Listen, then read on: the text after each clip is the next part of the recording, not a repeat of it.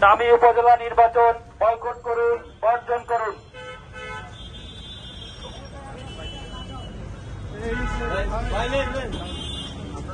উপজেলার ভোটার বাংলাদেশের উপজেলা নির্বাচন বর্জন করুন। উপজেলা নির্বাচন বয়কট করুন, বর্জন করুন।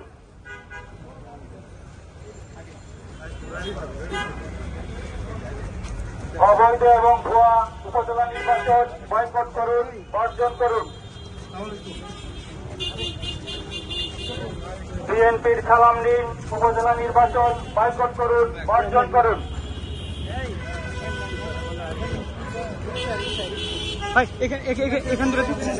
তারেক রহমানের সালাম নিন, উপজেলা নির্বাচন বয়কট করুন, বর্জন করুন। ভুয়া উপজেলা নির্বাচন বয়কট করুন, বর্জন করুন।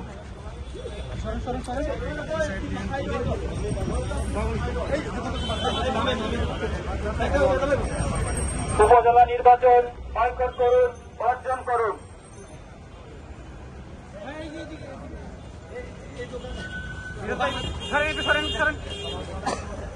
দামি উপজেলা নির্বাচন বয়কট করুন, বর্জন করুন।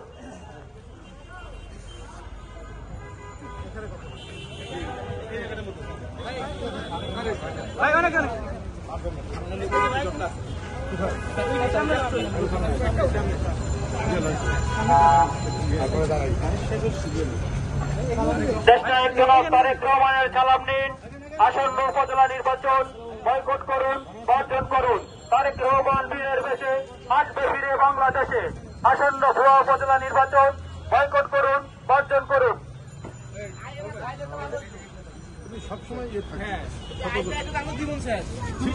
উপজেলা নির্বাচন বয়কট করুন, বর্জন করুন। দেশনায়ক জনাব তারেক রহমানের সালাম নিন, উপজেলা নির্বাচন বয়কট করুন, বর্জন করুন। বিএনপির সিনিয়র যুগ্ম মহাসচিব অ্যাডভোকেট রুহুল কবির ইসলামের সালাম নিন, আসন্ন উপজেলা নির্বাচন বয়কট করুন, বর্জন করুন। দেশনেত্রী বেগম খালেদা জিয়ার সালাম নিন, আসন্ন উপজেলা নির্বাচন বয়কট করুন, বর্জন করুন।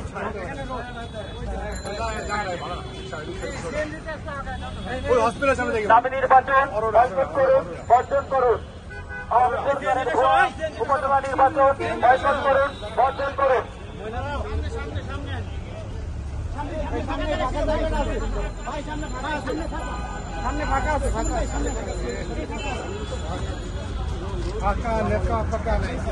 নেতা ফাঁকা নাই, আপনারা চলছে বাইরে ছবি দেখি জিনিসটা কি হোটেল তো মানুষ দাঁড়াতে পারবে আরো লোক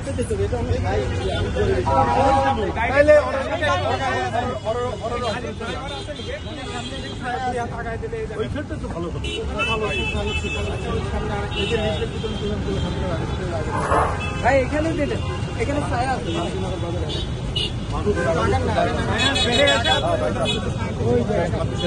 উপজেলা নির্বাচন বয়কট করুন, বর্জন করুন। আসন্ন দাবি উপজেলা নির্বাচন বয়কট করুন, বর্জন করুন।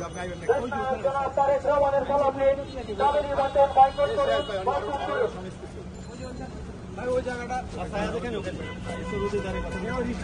আওয়ামী সরকারের ভুয়া এবং দাবি নির্বাচন বয়কট করুন, বর্জন করুন।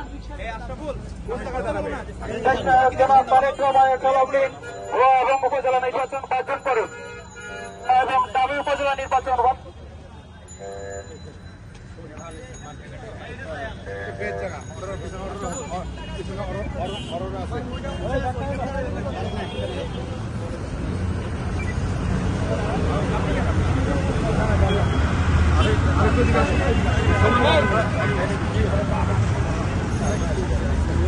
এখানে থাক।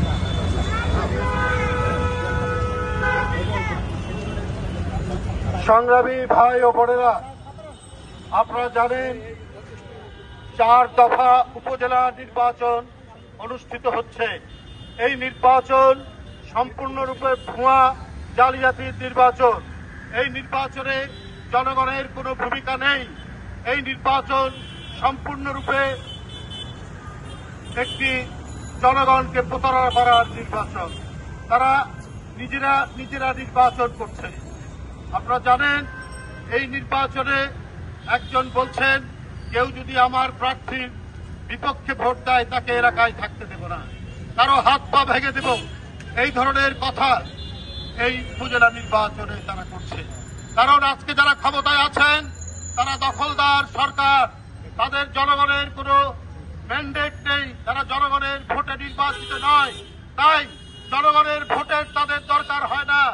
শেখ হাসিনা যাকে পছন্দ করবেন সেই হবে উপজেলা চেয়ারম্যান। এখানে নির্বাচনের নামে শুধুমাত্র একটা আনুষ্ঠানিকতা, শুধুমাত্র একটা প্রহসন, কারণ তারা এই দেশটিকে একটি লুটপাটের দেশ বানাতে চাচ্ছে। আজকে হাজার হাজার কোটি টাকা পাচার করছে কারা? এই আওয়ামী লীগ এবং তাদের ঘনিষ্ঠ জনরা, তারাই আজকে পাচার করছে। বন্ধুরা আমার, আজকে দুবাইয়ে 394টি বাড়ির খবর পাওয়া গেছে, অত্যন্ত না খুব দামি বাড়ি, 643টি সম্পদের আজকে সংবাদ ছাপা হয়েছে। এরা কারা? এরা হচ্ছে এই সরকারের ঘনিষ্ঠ জন। তারা এই যে ব্যাংক লুট করেছে, এই যে দেশের সম্পদ লুট করেছে, এই যে ফ্লাইওভার পদ্মা সেতুর টাকা লুট করেছে, এই টাকা দিয়েই তারা আজকে দুবাইয়ে বাড়ি বানাচ্ছে। সেই সংবাদ আজকে প্রকাশিত হচ্ছে। এটাও আর লুকিয়ে রাখা যাচ্ছে না, এইটা প্রতিষ্ঠিত, এইটা আজকে বাংলাদেশের মানুষের কাছে প্রচার হচ্ছে। আজকে একের পর এক ব্যাংক লুট হয়ে ব্যাংকগুলো ধসে গেছে। এখন একটি ব্যাংক আরেকটি ব্যাংকের সাথে মার্জ করার জন্য নির্দেশ দিয়েছে সরকার। কই মন্ত্রীদের নামে, এমপিদের নামে আপনারা ব্যাংক দিয়েছেন, জন্য তারা এই ব্যাংক দিয়েছে, সেই ব্যাংকগুলো আজকে লোপাট করে দিয়েছে। এখন সরকার ভালো ভালো ব্যাংকের সাথে এই সমস্ত আওয়ামী লীগের লোকদেরকে যে ব্যাংক দিয়েছিল, যেগুলো আজকে খালি হয়ে গেছে, সেগুলোকে এখন মিশিয়ে দিতে চাচ্ছেন, মার্জ করে দিতে চাচ্ছেন। এইভাবে তারা জনগণের টাকা, জনগণের সম্পদ তারা পাচার করেছেন, লুটপাট করার সুযোগ করে দিয়েছেন। তাই সমস্ত বাংলাদেশের ব্যাংক যারা নিয়ন্ত্রণ করে, সেই কেন্দ্রীয় ব্যাংক বাংলাদেশ ব্যাংক, সেই বাংলাদেশ ব্যাংকের ভিতরে কি হচ্ছে এইটা বাংলাদেশের মানুষকে জানতে দেওয়া হচ্ছে না। সেখানে বিধি নিষেধ আরোপ করা হয়েছে সাংবাদিকদের উপর, তারা ওই ব্যাংকের ভিতরে ঢুকে তারা যেন কোনো খবর না জানতে পারে, এই অবস্থা তারা করেছেন। এটা আপনারা সবাই জানেন।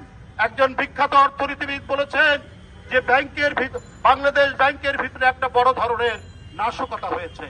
গত পরশুদিন থেকে বাংলাদেশ ব্যাংক থেকে পাচার হয়ে গেছে, বাংলাদেশ ব্যাংকের কোড হ্যাক করে সে পাচার হয়ে গেছে।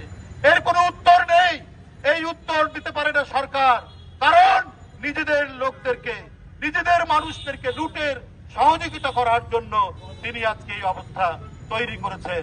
আজকে বাংলাদেশের টাকা নেই, আজকের যে রিজার্ভ, যেটি দিয়ে আমদানি করা যায়, যেটি দিয়ে ব্যবসা বাণিজ্য হবে, যেটি দিয়ে উন্নয়ন হবে, সেই টাকা এখন শূন্যের দিকে চলে আসছে আস্তে আস্তে করে।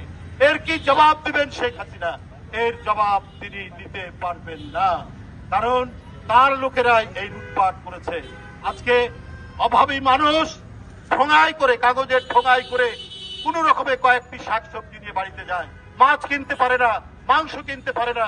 এটা বড় মৌসুম, ধান কাটার সময় 1 মণ ধান বিক্রি করে 1 কেজি গরুর মাংস কেনা যায়।